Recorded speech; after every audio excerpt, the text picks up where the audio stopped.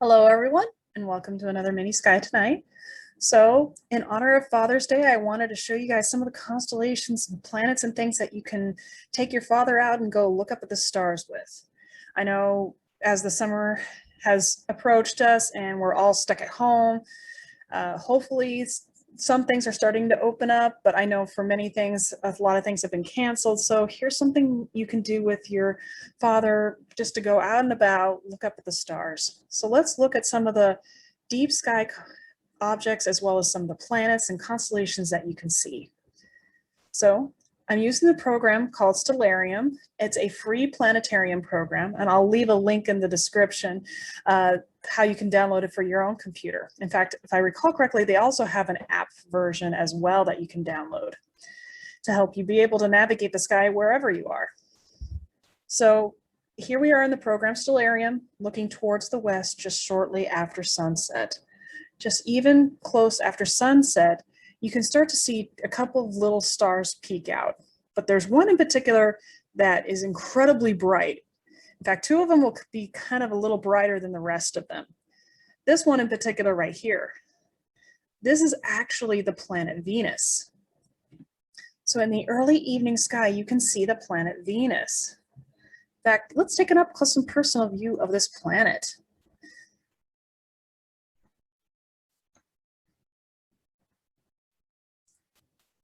So currently Venus is in a position to where you can see it in a gibbous phase, meaning mostly full. So you get to see a good portion of the planet Venus.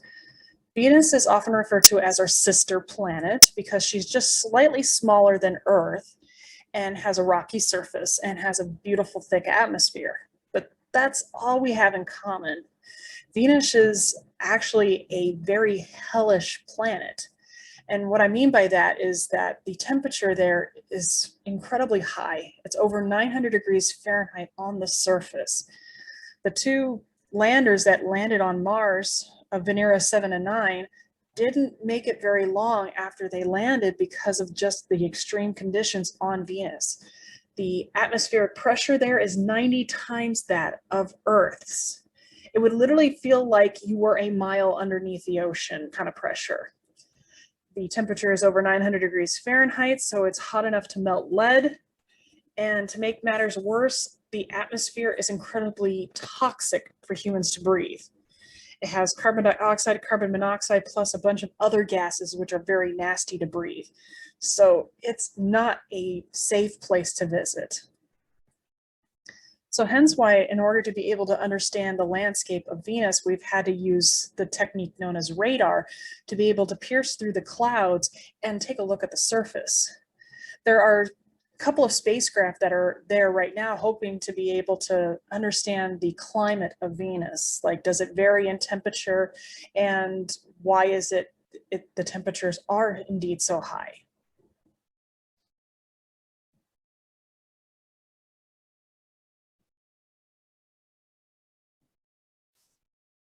The other bright star I wanted to show you, which is not really a star at all, is just up and to the left of Venus, just shortly after sunset, is the planet Mars. So in the early evening sky towards the west-northwest, you can see two planets in the early evening sky.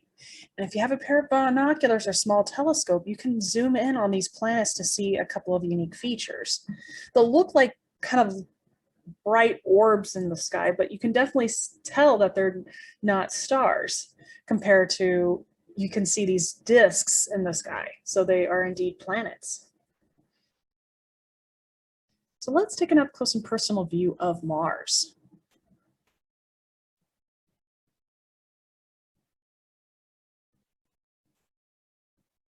Now these two little stars that are right close to Mars are actually the moons of Mars, Phobos and Deimos. And they're kind of captured asteroids. They have a lot of similarities to C-type asteroids or carbon-type asteroids in the asteroid belt than they do with actual Mars itself.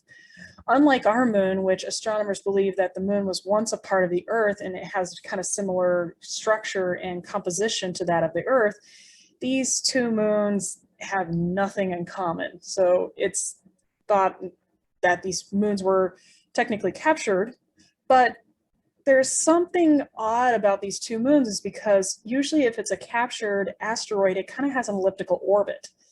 These two moons actually have very circular orbits. So astronomers believe that maybe they were captured, but they were captured during the early formations of Mars itself. We don't know. Nonetheless, looking at the surface of Mars, you can definitely see this bright, deep red orange color, and it's often affectionately referred to as the red planet.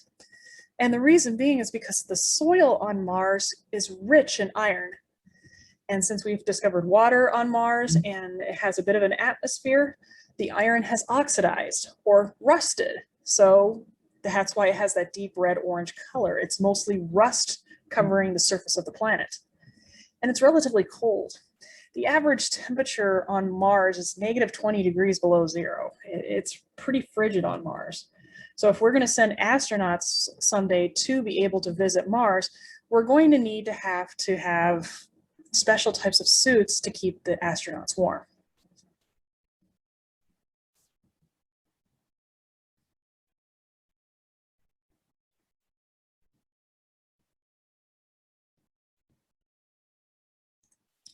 All right, so this is the early evening sky, but as you can tell, in the early evening sky, when there's still a little bit of glow of the sun, you really can't see any constellations. So let's set the sun a little bit to actually see some of the constellations and stars a little more.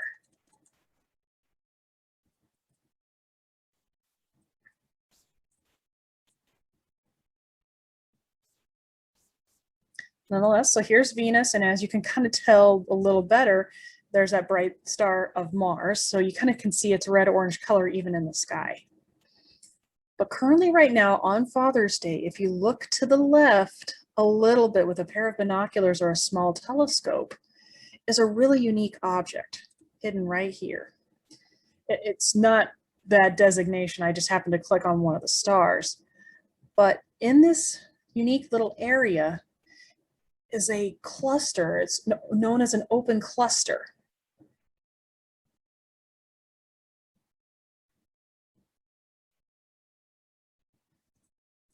This is what is referred to as the Beehive Cluster. It's a unique type of open cluster, meaning that the stars are spread out just enough to where you can see space in between stars. And it's unique is because on a clear moonless night, you can see it with the unaided eye, meaning you don't need a pair of binoculars or telescope to see it. And ancient navigators often used the Beehive Cluster as kind of like a weather indicator. If they couldn't see the Beehive Cluster on a clear moonless night, it meant that the atmosphere was choppy for it to be able to be seen. And that told them, hey, a storm might be on the way.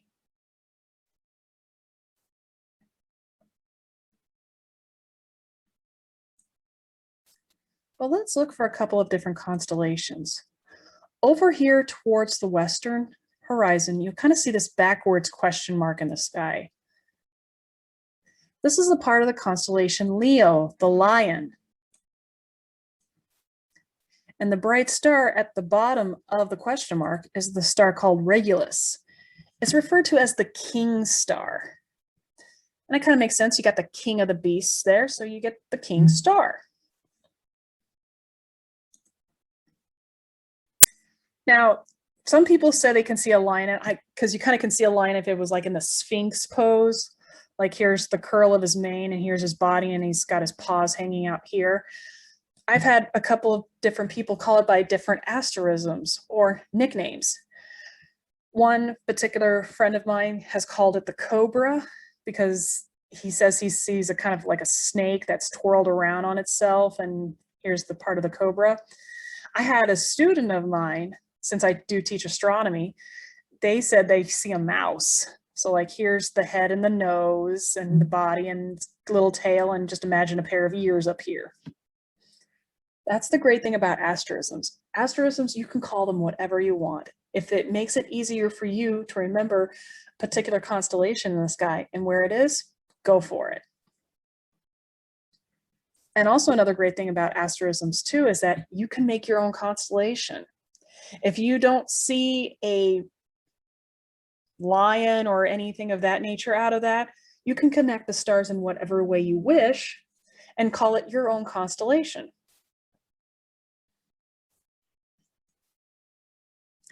Nonetheless, bright up in the sky towards the south, you'll obviously see the moon. So let's take an up close and personal view of our closest celestial body.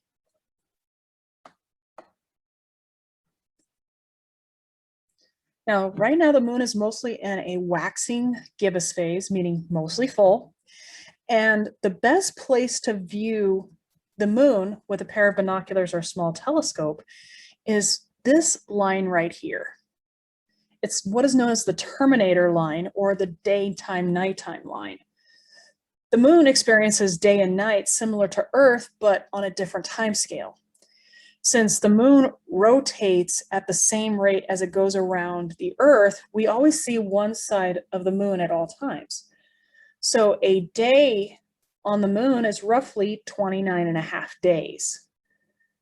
So every 29 and a half days, it goes from noon to noon again. So it takes a while for the sun to change on the surface of the moon. But nonetheless, on this daytime nighttime line, if you look with a pair of binoculars or small telescope, it's easier to see some of the craters, and you can kind of see a little bit of shadowing to kind of give you a rough idea how wide and deep some of these craters are. So that's the best place to view it. Although, as a tip of advice, if you are looking at the moon with a pair of binoculars or small telescope, keep in mind it is incredibly bright. So you may walk away from like looking with a pair of binoculars, looking up and then realizing, oh, I can't see anything. My eyes, it hurts because you're looking at an incredibly bright object. So just a fair warning.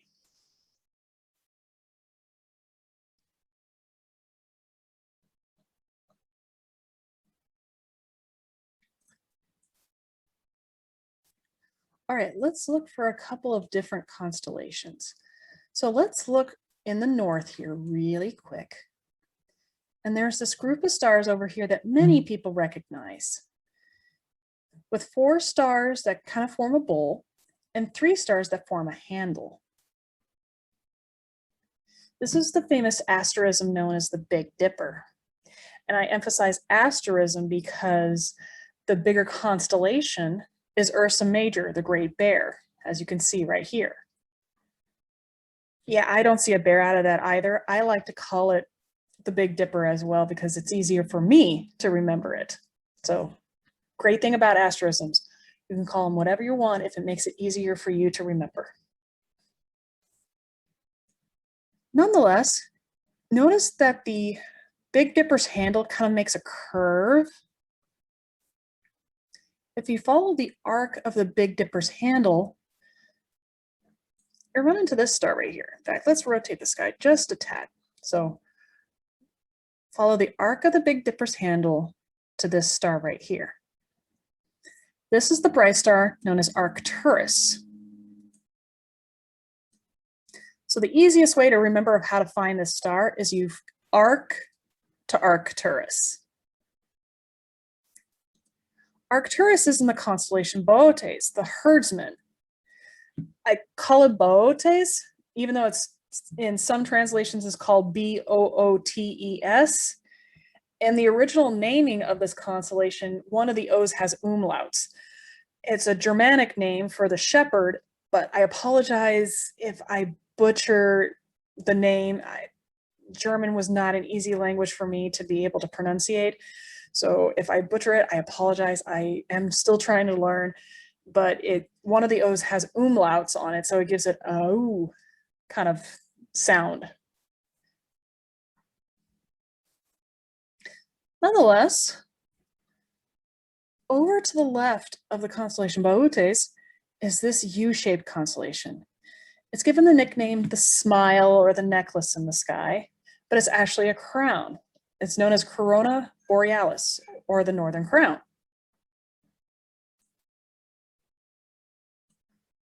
over to the left of Corona Borealis is this kind of weird Dixie cup shaped constellation, or the keystone shaped constellation.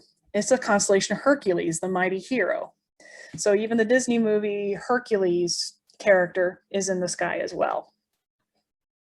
But right underneath the armpit of Hercules is a really unique object.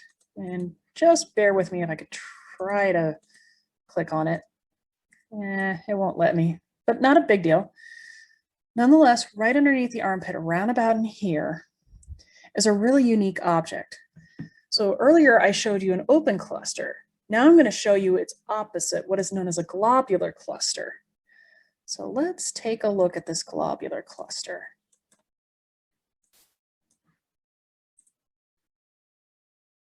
There it is.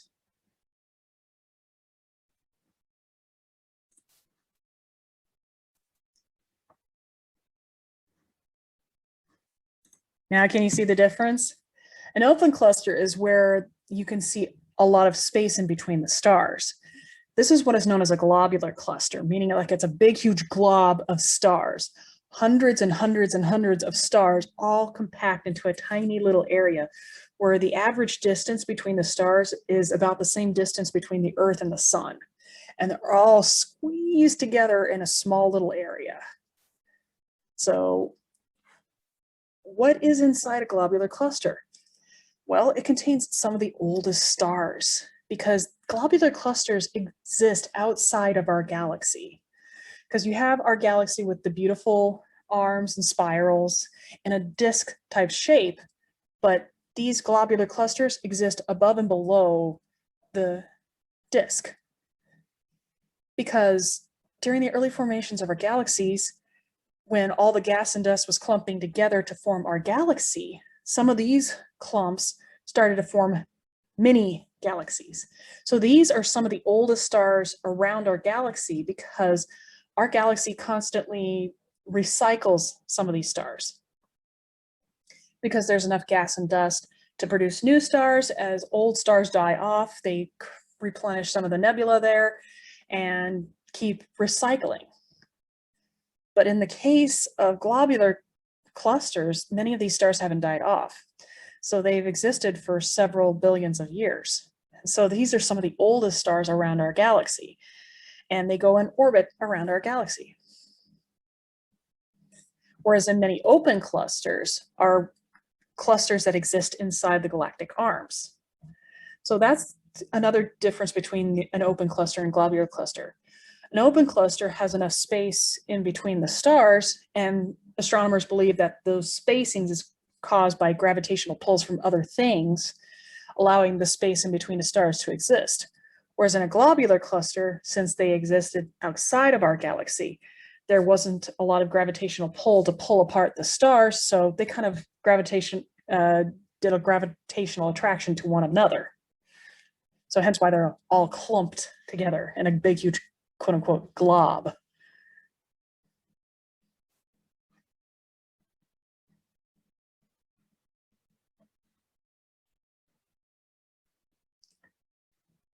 All right, so to go back again, we follow the arc of the Big Dipper's handle to Arcturus, and we found Boötes, Corona Borealis, and the constellation Hercules. Oh, sorry. I always keep forgetting that if you point exactly at zenith, it kind of does a weird twist and turn. I do apologize. I know sometimes it causes me to get a little dizzy, so I apologize. Nonetheless, if you spike down from Arcturus, you'll run into this incredibly bright blue star right here. This is a star known as Spica. So you arc to Arcturus and you spike to Spica. Spica is in the constellation Virgo.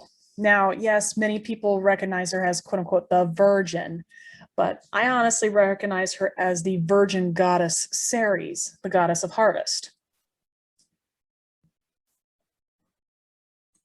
And of course, Spica is right close to the moon. And even though it's really close to the moon, you can still see the star Spica because it's an incredibly bright blue star. All right, let's look over here towards the east. You'll see these three bright stars close to the horizon. These three bright stars form the asterism or nickname of a pseudo constellation known as the Summer Triangle or the Navigator's Triangle, because for many navigators navigating from the northern hemisphere to the southern hemisphere, they use these three particular stars constantly for navigation. This top star right here is called Vega. Oh, forgive me. It's a part of the constellation Lyra, the lyre, L-Y-R-E, not L-I-A-R. It's a harp. But hidden between the two stars at the bottom of the harp is a really unique object.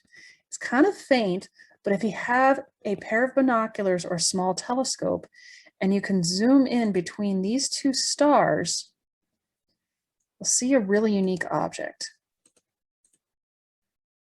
Bear with me here. It's really difficult to pinpoint some of these objects. There it is.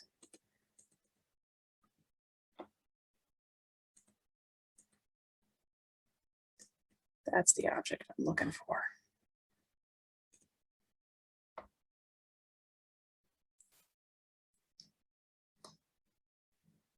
This is what is known as the Ring Nebula, or M57. It's a telltale sign of what will happen to our star when it passes away. The process that's going in our sun right now is called nuclear fusion, where it's taking lighter elements, ramming them together to fuse into heavier elements while producing light, heat, and energy. Eventually, it's going to start to run out of hydrogen to produce these lighter elements. And in doing so, it will try to conserve energy by puffing out its outer layers so that way it can start fusing some of the heavier elements on the inside, becoming a red giant. And then as it starts fusing heavier and heavier elements like carbon, nitrogen, and oxygen, it will collapse down its core to keep the fusion process going. And then it will just puff out its outer layers like a cosmic ash ball around a central little white star. That little white star is called a white dwarf star. It's the core remnant of the star that once was. And it creates this beautiful ring type structure around the center star because that ring structure is the outer shells of the star that once was. And you kind of can see it right here. So you have this beautiful, colorful ring, but when you look at it with a pair of binoculars or a small telescope, it'll kind of look like this fuzzy gray puff smoke. In fact, I had an audience member once tell me it kind of looked like somebody from like the Lord of the Rings who was smoking a pipe and he created this beautiful ring out with the smoke. It kind of looked like a smoke ring with a telescope. And inside the center of that ring, you can see that little white star right there. That's the core remnant of the star.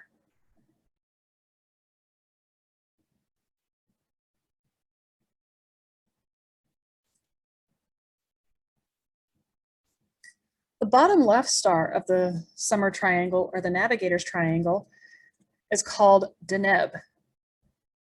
And it's a part of the constellation Cygnus, the Swan. But it's often given the asterism known as the Northern Cross. And I always kind of like am picturing like this beautiful swan or a stick figure bird flying through the Milky Way galaxy. At the nose of the swan is a really unique star. It's called Alberio. It's actually a double star. Most stars come in double or triple star systems. Our star just happens to be unique where it's a single star. And most stars that are double and triple have a companion next to them about similar in size. What makes Alberio so unique is that the two stars are unique colors. In fact, it's often referred to as the Cub Scout star because one is a deep gold and the other one is a bright blue. So you can see two different colors of stars in these two stars. And of course, the bottom right star of the asterism known as the Summer Triangle is known as Altair. Altair is a part of the constellation Aquila, the eagle. It's kind of difficult to see the eagle. I imagine it kind of like looking like a similar eagle like you see on the back of a quarter. I've heard people call it the stingray, but call it whatever you will. Nonetheless, I want to show you a couple of different planets that you can see early in the morning. So if you're getting up early in the morning around Father's Day and want to take a peek out of some of the different things you can see up in the sky if you're up early in the morning, allow me to show you some things that you can see. So let's change the time to early in the morning, just before sunrise. So let's set the sun just a little bit more. So roughly around about 6 a.m. Let's take off the constellation lines, because if you look towards the south, you will see two distinct bright stars that kind of overpower many of the other stars in the sky. Those stars are actually two planets.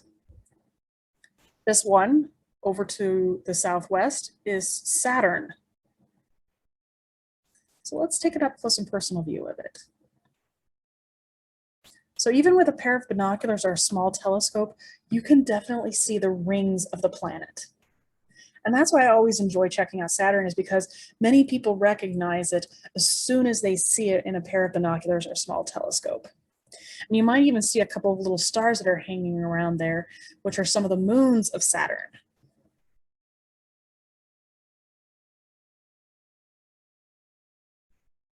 And of course, the star that is to the left of that, it's incredibly bright, is the planet Jupiter itself. And if you have a pair of binoculars or a small telescope, you'll see this big, huge ball with a bunch of stripes on it. Those are the bands of Jupiter's cloud tops. And you'll get to see 4 of the moons of Jupiter. Those 4 bright moons are what are known as the Galilean moons, because they were first discovered by Galileo Galilei. So you can definitely see 4 of the moons, which kind of look like these little stars that are right next to the planet, along with the big planet itself. So if you're willing to get up early in the morning to check out these 2 planets, they are a sight to behold indeed.